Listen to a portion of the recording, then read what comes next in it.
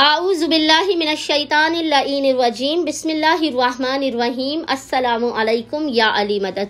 मोमिनीन और मोमिनात की खिदमत में और खुसूसी तौर पर ज़माने के इमाम अज्जलल्लाहु ताला फ़रजहु शरीफ की बारगाह में ईद मुबाहिला की बेपनाह मुबारकबाद पेश करते हैं। मोमिनीन की खिदमत में ईद मुबाहिला की मुनासिबत से बे इंतहा मुजरिब और जलाली तरीन अमल ख़ास लेकर आए हैं।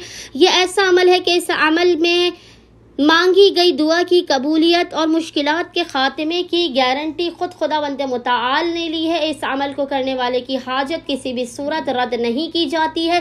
इसकी मुश्किलात खुदावंद मुताल बहक़ मोहम्मद व आले मोहम्मद बहक़ चहरदा मासूमीन लाजमन कबूल करता है और मुश्किलात का हर सूरत खात्मा करता है। मोमिनीन ने करना यह है कि शब ईद मुबाहिला यानी 24 ज़िलहज की शब में और 24 ज़िलहज के पूरे दिन में किसी भी वक्त मोमिनीन ने अपने घर में हदीस किस्सा का एहतमाम करना है। आपने बाकायदा अपने घर में बेहतरीन फर्श बिछाना है।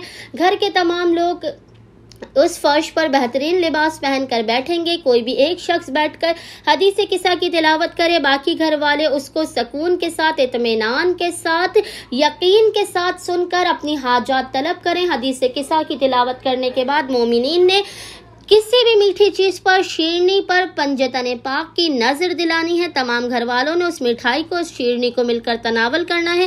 खुदावंद मुताल से ईद मुबाहिला के सदक़े में, पंजतन पाक के सदक़े में, उनकी तहारत, उनकी अज़मत, उनकी बुजुर्गी के सदक़े में अपनी हाजत को तलब करना है। खुदावंद मुताल बहक़ मोहम्मद व आले मोहम्मद बहक़ पंजतन पाक ईद मुबाहिला की खुशी में मोमिनीन की हर हाजत को अपनी बारगाह में कबूल व मकबूल कर देगा। आफ़ात, बला, मुसीबतों, परेशानियों का खात्मा भी कर देगा।